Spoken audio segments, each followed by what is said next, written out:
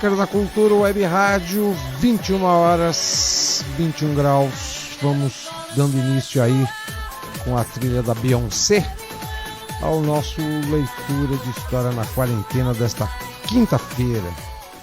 Vamos ver aí o que temos de notas curtas para hoje. Uma notícia que saiu agora à noite é que um maluco tocou fogo num ônibus na frente do Palácio do Planalto e saiu do ônibus gritando "Fora Bolsonaro". A sociedade cada dia mais doente. Isso aí não é coisa de gente sã.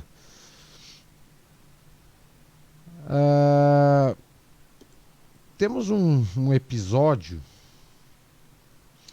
que se refere à questão de um projeto de lei que foi aprovado ontem no Senado, que é o marco legal que autoriza a privatização dos serviços de água e do esgoto. Como é sempre bom a gente, antes de analisar certos fatos, buscar alguma coisa que já tenha ocorrido e que tenha certa semelhança, vamos relembrar um fato ocorrido na Bolívia. Lá em abril de 2000, ocorreu um capítulo épico na história do nosso país vizinho, que expulsou uma poderosa corporação multinacional que havia privatizado a água e mostrou que a violência revolucionária do povo continua sendo algo sagrado. Pois bem, lá na Bolívia, eles também privatizaram os serviços de água e esgoto, sendo que a empresa que ganhou a concessão da exploração e da distribuição da água e do tratamento do esgoto, simplesmente ela aumentou tanto as tarifas na Bolívia que o povo tinha que escolher se usava água para fazer comida ou para tomar banho, né? E chegou a um ponto que o clima ficou insustentável com esse serviço de água e esgoto privatizado no nosso país vizinho, a ponto de que houve quase que uma rebelião popular, né, retirando essa empresa e retornando os serviços para o Estado. Aqui no Brasil, não sei porquê, mas tanta coisa para privatizar, né, poderia ser privatizado e que fica na mão do Estado, né? Por exemplo, ao invés de privatizar a água, por que não privatizam a Ancine, por exemplo? Né? O que o Estado tem que ficar injetando dinheiro para produzir filmes? Né? Tem tanta coisa inútil que o Estado poderia privatizar e não privatiza, e justamente essa que é essencial, ele vai privatizar, e os nossos representantes, entre aspas, né, senadores e deputados, ainda dando maior apoio. O que temos mais aqui? O Brasil hoje se tornou o país do mundo com mais recuperados após infecções pelo novo coronavírus, segundo o painel atualizado em tempo real pela Universidade Americana Johns Hopkins. Às 5 horas da manhã desta quinta-feira, a contagem mostra o Brasil à frente dos Estados Unidos no ranking de recuperados, com 660 mil pacientes que já eliminaram o vírus, ante 656 mil registrados em território norte-americano. A lista das nações com maiores registros de pacientes em alta após terem testado positivo segue com Rússia, Índia e ao todo o mundo soma 4.753.000 pessoas recuperadas entre casos confirmados, segundo o painel da Universidade Johns Hopkins. Os números compilados por essa universidade são atualizados várias vezes no mesmo dia e, segundo a universidade, os dados vêm de fontes como a OMS e autoridades de saúde de diversos países. Então, digas de passagem, a ciência, a medicina e contando também com um pouco da ajuda das pessoas, estamos dobrando o tal do vírus que parecia algo incurável. Mas vamos lá para os nossos temas de hoje, 21 horas, 6 minutos. Hoje eu vou falar a respeito de igualdade. Igualdade, o caminho para uma vida sem sentido. Em um livro que ele escreveu cerca de 20 anos atrás, Jonathan Baldwin, falecido político inglês nacionalista de tendência pagã, diz que o significado se origina na diferença ou desigualdade. Isso me interessa porque antes de descobrir o texto fiz um argumento muito semelhante em um ensaio publicado cerca de um ano atrás, no qual ataquei a ideia, quase universalmente aceita no Ocidente, de que a igualdade é um bem moral. Meu argumento era que a natureza do valor é tanto qualitativa quanto quantitativa. O valor qualitativo existe quando algo é especial, quando é diferente de outros exemplos do mesmo, porque possui qualidades especiais ou únicas. O valor quantitativo existe quando alguma coisa é superior, quando ela é diferente de outros exemplos do mesmo, porque é mensuravelmente melhor ou de uma maior qualidade. Naturalmente, o valor qualitativo algumas vezes pode ser subsistido no quantitativo, pois alguma coisa pode ser superior porque ela é especial, da mesma maneira que o valor quantitativo pode às vezes ser subsistido no valor qualitativo, pois alguma coisa pode ser especial porque é superior. Isso sem dizer que os valores qualitativo e quantitativo não são necessariamente intercambiáveis, mas são, no entanto, ambas as formas de valor, porque são formas de diferença e em ambos os casos estamos falando de alguma forma de qualidade surgindo da desigualdade. O significado é, naturalmente, uma forma de valor, especificamente de valor qualitativo. Pois quando algo tem significado para nós, ele também é valioso. Ele pode não ser mensuravelmente superior a outros exemplos do mesmo. E o valor pode não ser quantificável, mas ele existe subjetivamente, não obstante. Segue a partir disto que um processo de equalização envolve sempre e necessariamente uma destruição de valor. Não há conservação de valor através da transferência, porque a igualdade necessita a eliminação da diferença. E a qualidade é criada na ou através da diferença ou desigualdade. Por sua vez, segue-se disso que se a vida boa é uma vida significativa, então uma vida boa tem valor e uma má não tem valor. Podemos concluir então que viver em igualdade é uma vida sem significado e, portanto, uma vida sem valor para a pessoa que a vive. Presumivelmente, uma vida que é intercambiável com qualquer outra vida não tem valor se o custo de substituí-la for zero. Esse nunca é o caso, portanto, toda vida tem algum valor, por mais intercambiável que seja, mas pode facilmente ser visto como a intercambialidade, que depende da equivalência, isto é, igualdade, proporcionalmente reduz o valor.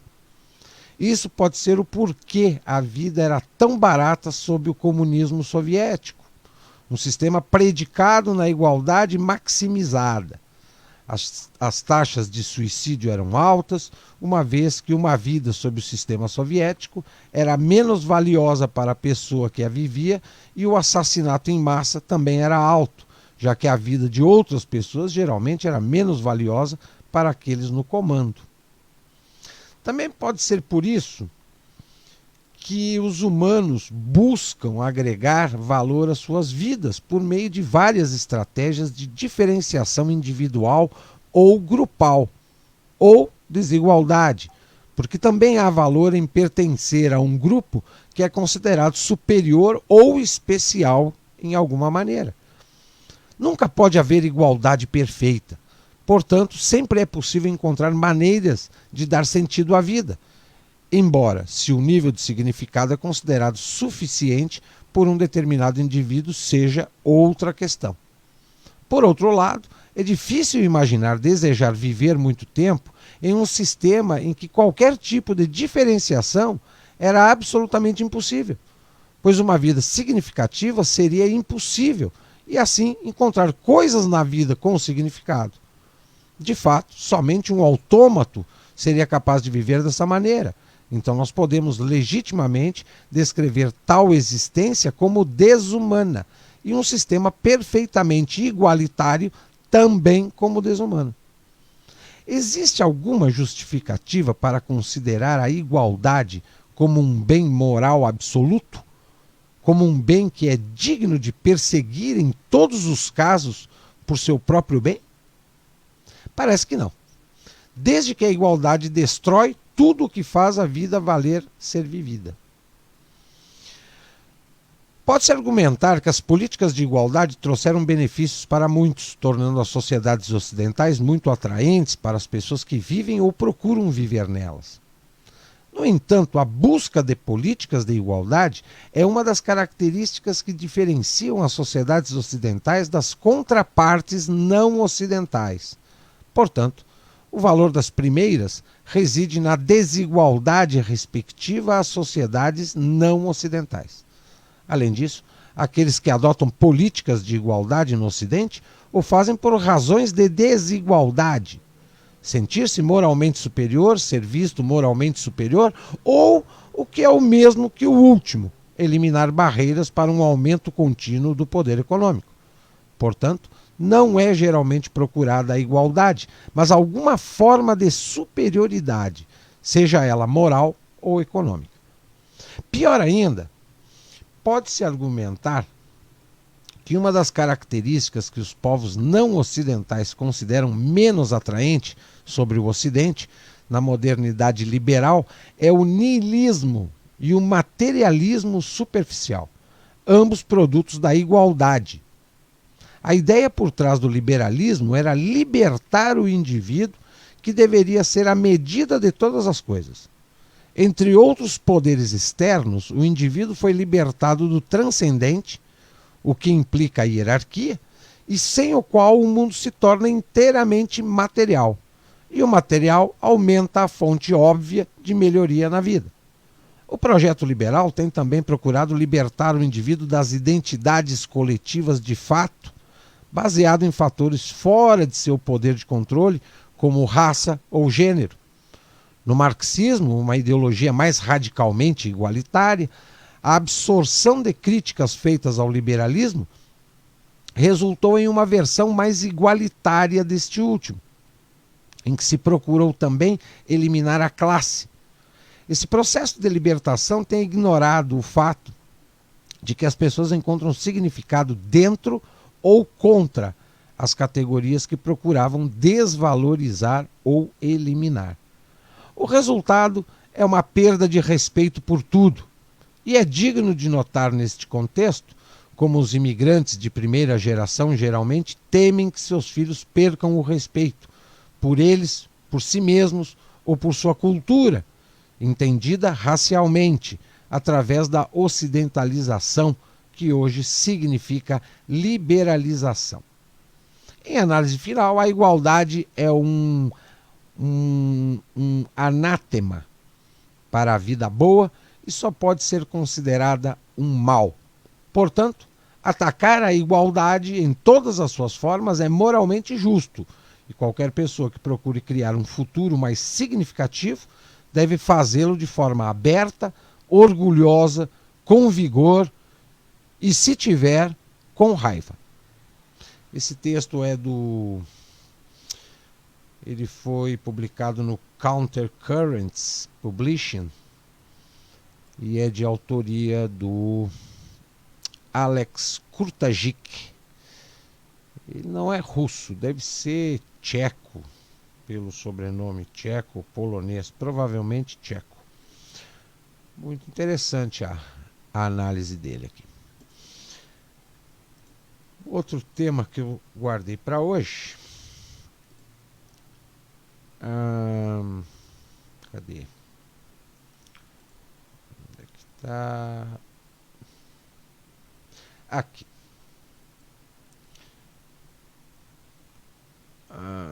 Não é esse aqui. É esse aqui. Achei. Esse artigo foi escrito pelo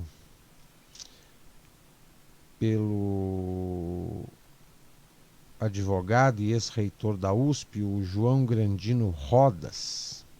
Achei bastante interessante o tema que ele abordou aqui. Questões empresariais devem ser examinadas à luz dos sistemas complexos. O pensamento científico atual é marcado pelo paradigma da complexidade, cuja epistemologia envolve a articulação de novos princípios, uma vez que os fenômenos sociais são multidimensionais, apresentando componentes econômicos, psicológicos, culturais, além de serem marcados pela incerteza. O fato de o ambiente empresarial apresentar mudanças bruscas e flutuações cíclicas relaciona-se com as especificidades da evolução dos fenômenos econômicos, cujos padrões de conduta são complexos, variáveis temporalmente e interrelacionados no contexto social e jurídico. Daí serem as empresas sistemas complexos.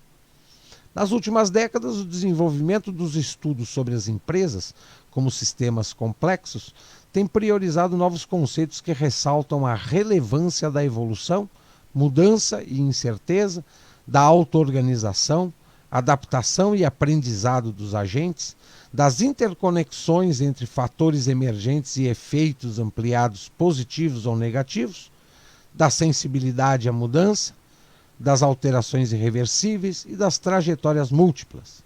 Assim, a abordagem da complexidade procura entender como o comportamento das partes contribui para o todo, como cada parte interage com as outras e como os fatores emergentes ampliam a imprevisibilidade encontrada em sistemas empresariais.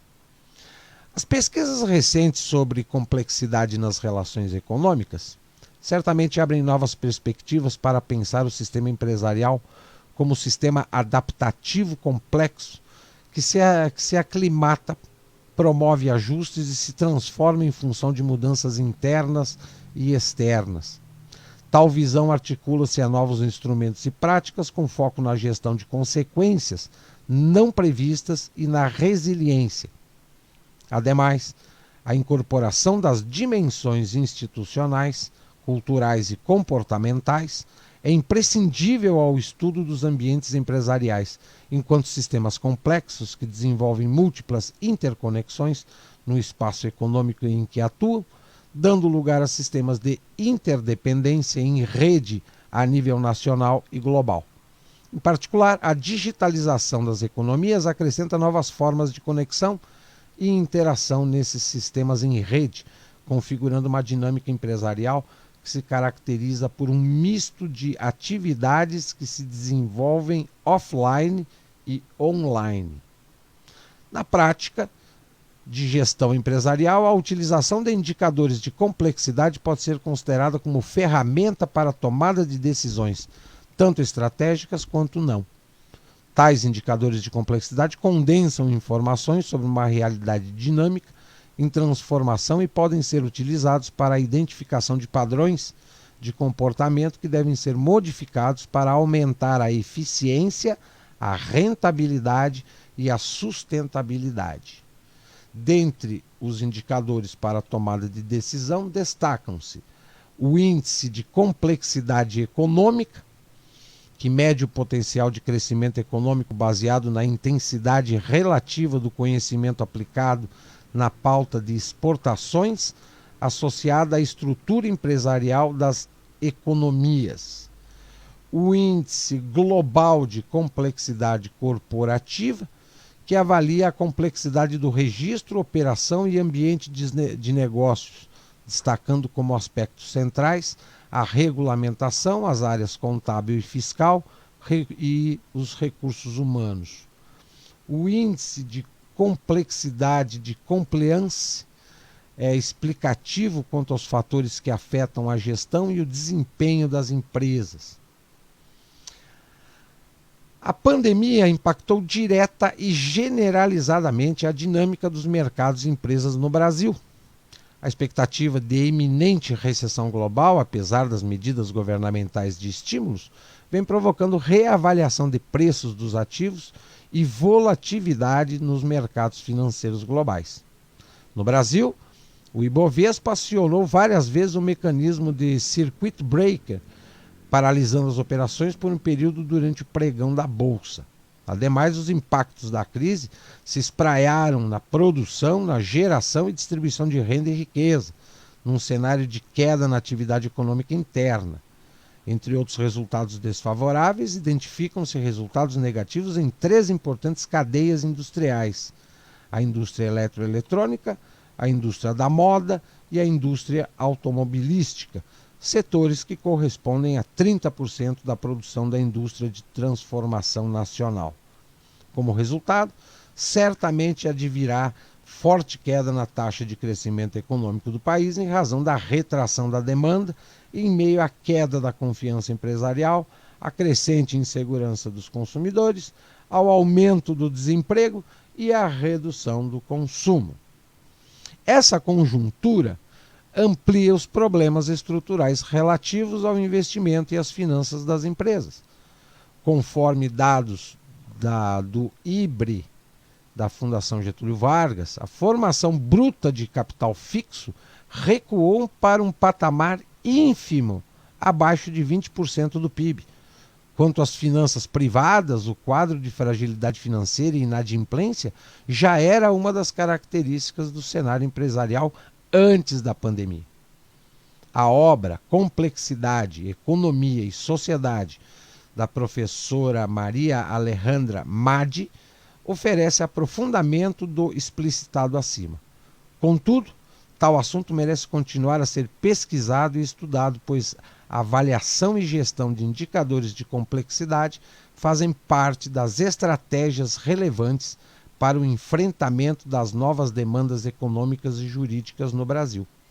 Em tempos de pandemia e pós-pandemia, importa analisar as urgentes questões empresariais à luz dos sistemas complexos, incluindo a caracterização da gestão estratégica em seu dinamismo evolutivo, com o intuito de identificar padrões de comportamento e incertezas críticas, bem como as perspectivas empresariais. Parece um tanto quanto complicado, mas não é tão complicado assim, não. 21h24. Agora eu trago um tema bastante contemporâneo, que é... onde é que está? Aqui, esse mesmo.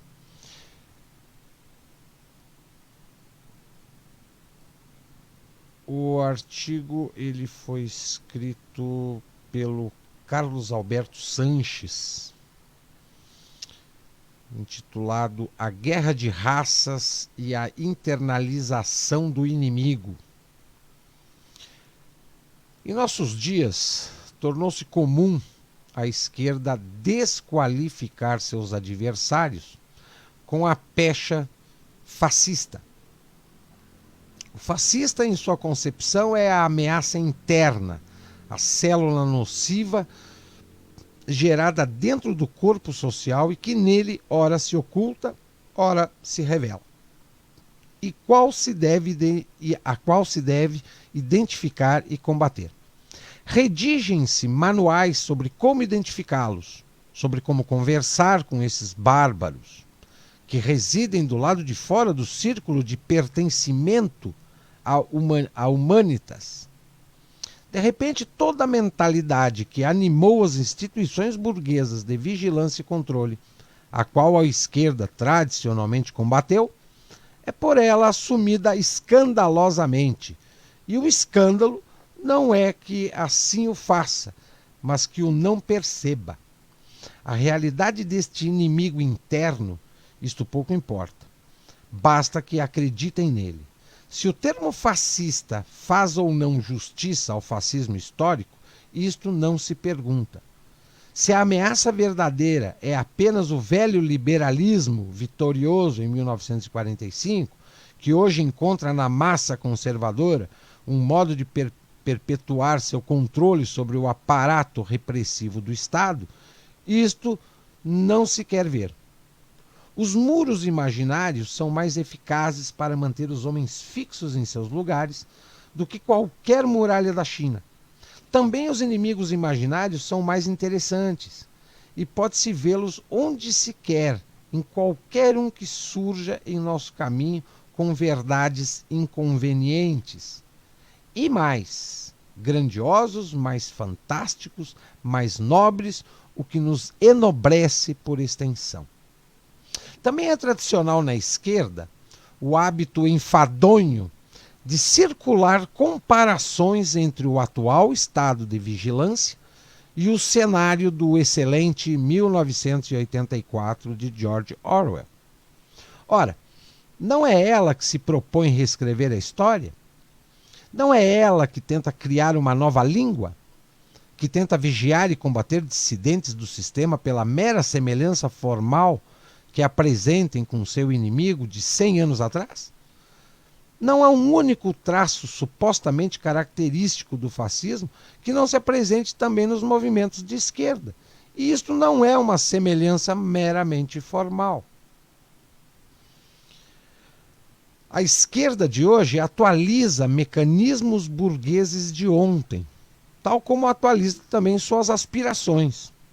O que se autonomeia antifascismo não passa de atualização de dispositivos discursivos políticos gerados no seio da sociedade burguesa. A guerra de raças e a internalização do inimigo. De Orwell a Foucault, a guerra deixou de ser travada contra inimigos externos. Ela é travada internamente, seja pelos governos contra a parcela dissidente de sua população, seja pela própria população contra seus verdadeiros dissidentes. A vigilância ininterrupta a que a direita e a esquerda tentam submeter toda a internet, por exemplo, é apenas um dos indícios que denunciam seu amor pelo poder, pelo domínio e pelo controle, bem como sua incapacidade de superar modelos de atuação política. Abordemos a questão através de um autor benquisto entre os movimentos extremo-progressistas, Michel Foucault. Uma das principais e mais profícuas manobras teóricas de Foucault nos anos 70 foi a adoção de um modelo sociológico baseado na guerra. Na arena social, os mecanismos de poder são gerados e operados dentro de estratégias visando identificar e anular o perigo assomado. Já abordamos este modelo de análise em um outro texto. Nele, a política é a guerra continuada por outros meios. Numa carta de 1972, o autor diz querer empreender as análises das relações de poder a partir da mais denegrida das guerras. Nem Hobbes, nem Clausewitz, nem luta de classes. A guerra civil. Em A Sociedade Punitiva, curso de 1973, o autor analisa as relações entre guerra civil e poder e descreve as medidas de defesa tomadas pela sociedade contra o inimigo social, que desde o século XVIII o criminoso se tornou. A primeira metade da década de 70 é toda repleta de menções à guerra de caráter metodológico. Tomemos o ciclo de conferências, a verdade e as formas jurídicas. Na abertura é analisada a tese de Nietzsche, segundo a qual não há no conhecimento algo como felicidade e amor, mas ódio e hostilidade. Porque esses impulsos se combateram porque tentaram, como diz Nietzsche, prejudicar uns aos outros e porque estão em estado de guerra, em uma estabilização momentânea desse estado de guerra, que eles chegam a uma espécie de estado de corte, onde finalmente o conhecimento vai aparecer como a centelha entre duas espadas. Pode-se falar do caráter perspectivo do conhecimento porque há batalha e porque o conhecimento é o efeito desta batalha. Esta recorrência da figura da guerra não é arbitrária. Tem a ver com a passagem do autor da fase arqueológica à fase genealógica. Diz Michel Foucault, a genealogia trata do saber histórico das lutas, visa a insurreição dos saberes sujeitados. É a genealogia que permite a constituição de um saber histórico das lutas e a utilização desse saber nas táticas atuais. Enquanto houver o emprego de Nietzsche,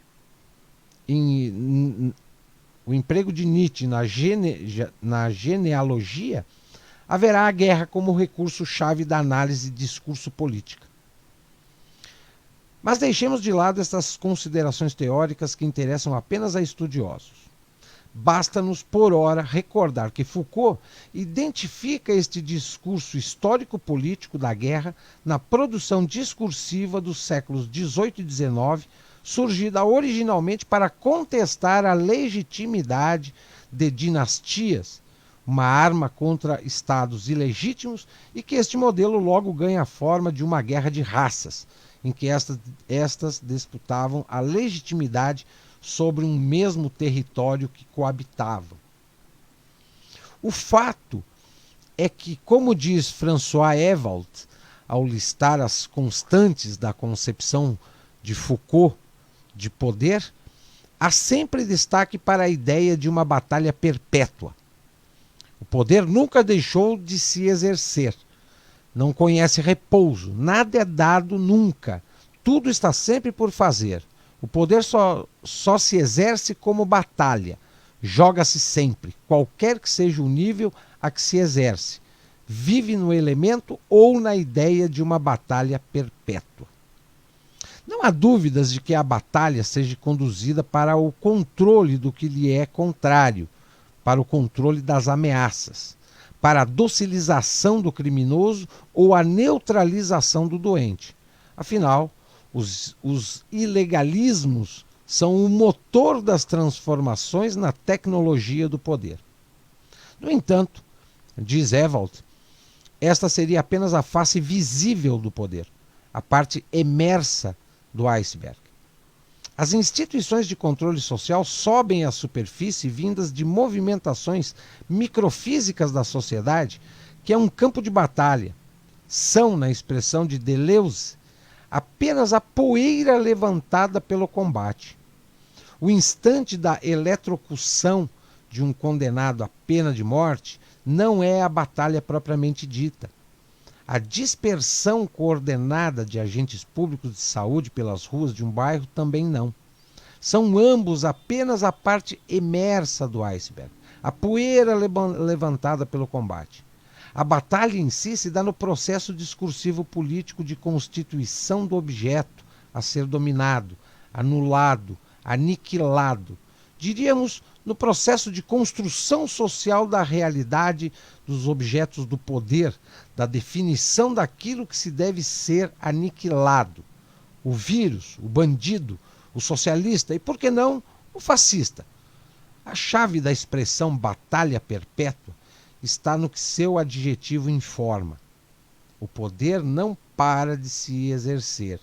Se ele não para, não é porque a epidemia, o crime e o terrorismo lhe sejam invencíveis.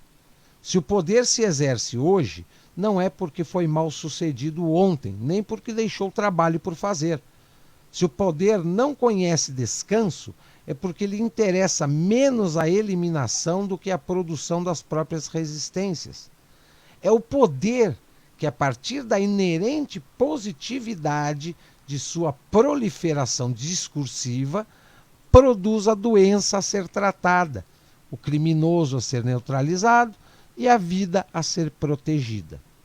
Nas palavras de Ewald, o poder batalha, mesmo quando parece não haver resistências, exerce-se como se houvesse sempre resistências. E não apenas por previsão, prudência ou precaução, mas porque ele é menos um aparelho de repressão do que um aparelho de produção. A tarefa primeira do poder é positiva, produzir. Só depois e por consequência é que será necessário reprimir, mas sempre em vista de efeitos úteis e positivos, o que Michel Foucault chama gerir. Essa guerra é perpétua porque se retroalimenta. Não é eterna, mas tenta se perpetuar na produção das próprias resistências. Foucault conhecia o último aforismo do Anticristo, no qual há a seguinte acusação de Nietzsche à Igreja: suprimir qualquer angústia seria contrário ao seu mais profundo interesse. Ela viveu de angústias, inventou angústias para se eternizar. Os níveis do iceberg, de cada iceberg, apenas cerca de 10% de sua massa emerge à superfície. A guerra, e mais especificamente a guerra civil, pode servir de modelo de análise para as relações de poder no interior de uma mesma sociedade.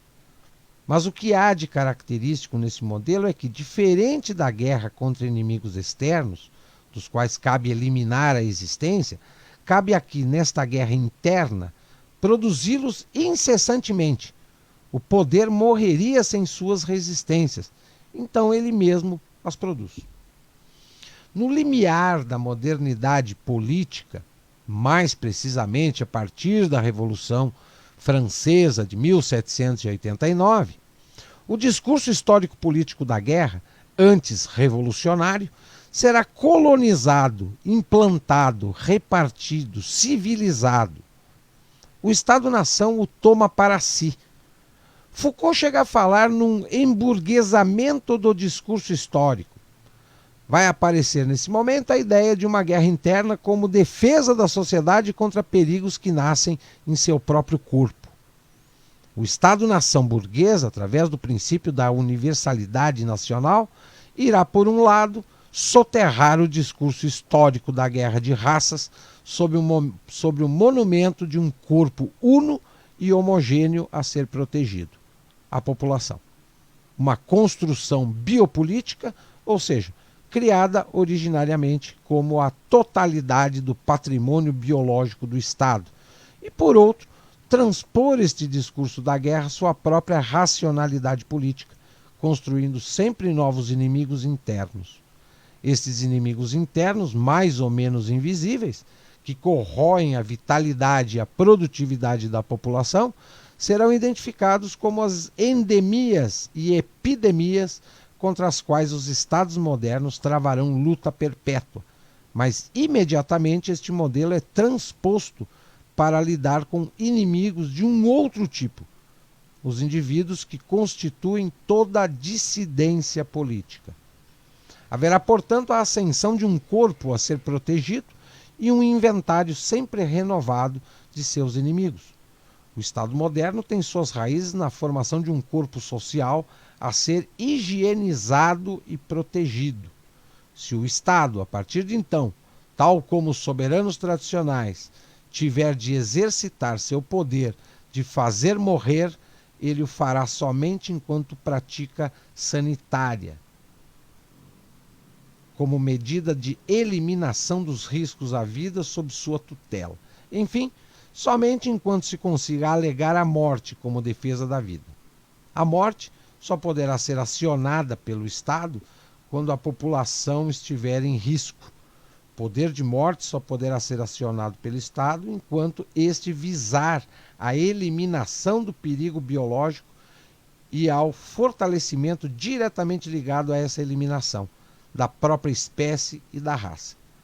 A raça, o racismo, é a condição de aceitabilidade de se tirar a vida numa sociedade de normalização. No fundo, diz Foucault, trata-se da antiga relação guerreira. Para se viver, é preciso que outra morra. Mas desta vez, ela é retomada pelo discurso biológico e adaptada à razão do Estado, ou promovida mesmo à razão de Estado. O inimigo não é aquele ou aquilo que está no meio da população, que se funde a ela, que se confunde nela, aquele ou aquilo que, portanto, é preciso localizar, destacar e medir cientificamente, pois é subterrâneo e se camufla em meio à multiplicidade da vida. A batalha contra estes males é travada internamente, nas ruas e esquinas de nossas cidades, na internet ou qualquer outro lugar onde haja algum tipo de relação social. O discurso da guerra é assim transformado através da internalização territorial do inimigo. O Estado assume, e quando não ele, ou mesmo junto com ele, os partidos e movimentos políticos. A justificativa é sempre a defesa da sociedade, dos seres humanos. Em nome desta, é que se pode suspender direitos fundamentais dos sujeitos identificados como células perigosas do corpo social. O que garante à morte seu lugar num regime protetor da vida. O que garante a ela seu lugar neste regime biopolítico, marcado por políticas de proteção da população, é justamente os topos da defesa da vida. Ele assegura a função da morte na economia do biopoder, segundo o princípio de que a morte dos outros é o fortalecimento biológico da outra pessoa, na medida em que ela é um membro de uma raça ou de uma população. Esta hipótese inspira muitos trabalhos sobre a guerra contra o terror, como os de Mark Duffield, Marc Doucet, Miguel de Larrinaga. Todos ligam o dispositivo do estado de exceção à noção de human security. Se há morte e tortura na guerra contra o terrorismo, se o estado de exceção, que suspende os direitos fundamentais dos suspeitos, pôde ser ativado, é porque foi acionada antes e durante a noção de human security, que traz em si a justificativa da defesa da vida da população. Temos aí a estatização do discurso da guerra e uma reedição da formação do biopoder, uma guerra interna contra os perigos que nascem no próprio corpo social. O biopoder, de que fala Foucault, acoplado à estatização do discurso da guerra, como vimos, implica no que poderíamos chamar de internalização territorial do inimigo. É como se o Estado moderno se caracterizasse por ter como alvo sua própria população, ou pelo menos parte dela. E é todo este mecanismo que a militância antifascista recoloca para funcionar em seu discurso e em seus atos. É curioso que George Orwell tenha identificado processo semelhante em 1949, após sua experiência na Guerra Civil Espanhola, ainda sob os escombros da Segunda Guerra Mundial, e já com o cenário da Guerra Fria se esboçando. Dizia George Orwell: a guerra, veremos, é agora assunto puramente interno. No passado, grupos dirigentes de todos os países, apesar de reconhecerem interesses comuns e, portanto, limitar a destrutibilidade da guerra, lutaram uns contra outros e o vencedor sempre saqueou o conquistado. Em nossos dias, não estão lutando uns contra outros. A guerra é agora travada pelos grupos dirigentes contra seus próprios súditos. E o objetivo da guerra não é conquistar ou defender o território, mas manter a estrutura da sociedade intacta. A palavra guerra, portanto, tornou-se elusiva. Talvez seja acurado dizer que, ao tornar-se contínua, a guerra cessou de existir. A pressão peculiar que exerceu sobre os seres humanos entre o Neolítico e o século XX desapareceu e foi substituída por algo inteiramente diferente.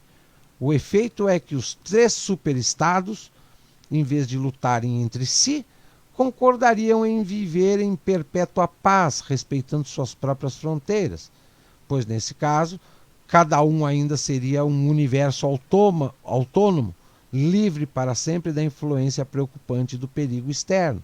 Uma paz que fosse verdadeiramente permanente seria o mesmo que uma guerra permanente. Um caso puramente interno, a guerra foi cooptada pelos estados, no caso superestados, e utilizada como dispositivo para a dominação de sua própria população.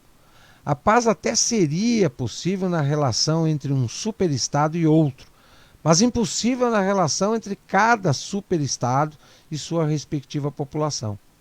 De certa maneira, a obra 1984 é uma das reedições mais expressivas do discurso político da guerra. Grupo governante, seus próprios súditos, e ainda com a perspicácia de ter acrescentado ao esquema o indivíduo e a população, 2 personagens modernos por definição. O livro também descreve algumas das técnicas de condução da guerra pelo tecido político, como a vigilância perpétua, os esforços do superestado em soterrar a lembrança da guerra, o que o fez emergir. É criado o Ministério da Paz para cuidar dos assuntos da guerra. É instituída uma nova língua para varrer a língua dos vencidos. Talvez uma referência a Tácito, a quem se atribui a frase: a marca do escravo é falar a língua do Senhor. A assessoria científica é acionada pelo superestado a fim de eliminar dissidências e as prevenir. Desenvolvem-se drogas para inibir os chamados crimes de pensamento. Orwell aplica o modelo da guerra à relação que se pensa às vezes pacífica entre Estado e cidadãos, o que é bastante significativo, sobretudo se considerarmos que o escritor tinha diante de si, ainda quente e ruidoso, o problema que irá ocupar toda a geração seguinte de intelectuais, o totalitarismo. Porém, em sua última entrevista concedida, parece imaginar que os países liberais não estivessem livres de se tornarem um regime tal como o descrito em 1984. Contei a história na Grã-Bretanha para mostrar que os países de língua inglesa não estão acima de acontecimentos desse tipo, que o totalitarismo, se não for combatido, pode triunfar em qualquer lugar. É um aviso, não uma profecia. Frase de George Orwell. O caminho das sociedades liberais ao totalitarismo não se percorre por uma única estrada, mas por várias, muitas ainda desconhecidas. É justamente em nome da sociedade e em nome da humanidade que estas são abertas pelos homens, e geralmente às cegas. A mobilização da esquerda para vigiar e anular os fascistas não deixa nada a desejar ao sócio higienista mais obcecado do século XIX. O totalitarismo ele pode vir tanto da direita quanto da esquerda.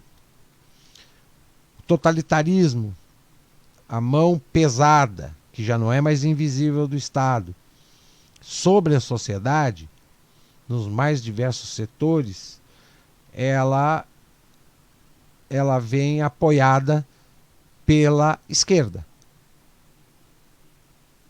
Desde 1946, o Ocidente e posteriormente, a partir dos anos 90, o Oriente também, eles foram dominados pelo projeto totalitarista de implantação do socialismo pela via social-democrata.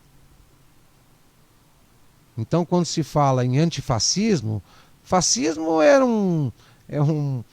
um regime que, primeiro, não existe, né? Segundo, a tentativa que foi feita era um nacionalismo radical. E o que se vê hoje não tem nada de nacionalismo, muito pelo contrário. O que se vê é um internacionalismo generalizado. Abaixo as fronteiras, abaixo a cultura, abaixo o idioma, abaixo as tradições. E internacionalismo não é uma tese ou um objetivo da direita. A direita é nacionalista, tradicional, conservadora. A esquerda é internacionalista, progressista e totalitária. Totalitarismo. Tanto que o próprio Marx afirmou que o estágio preparatório da sociedade para sair do capitalismo e adentrar no comunismo era obrigatoriamente que a sociedade passasse pela ditadura do proletariado, ou seja, um regime totalitário regido pelos proletários, que a gente sabe muito bem como é que terminou, né? Na ditadura do Lenin e do Stalin, e hoje ainda existe resquícios desse modelo em Cuba, na Coreia do Norte e alguns países africanos. 21 horas e 52 minutos. Hoje os textos foram um tanto quanto densos. Eu vou ficando por aqui. Amanhã o Leitura de História na Quarentena estará de volta com novos temas para o nosso encontro diário de informação e conhecimento. A partir de agora, o playlist do Bunker da Cultura, sua companhia musical na web, 24 horas por dia. E vamos começar aqui com vamos abrir o nosso horário aqui com o Double U. Uma boa noite a todos e até lá. Please don't go, please don't go, please don't go, please don't go.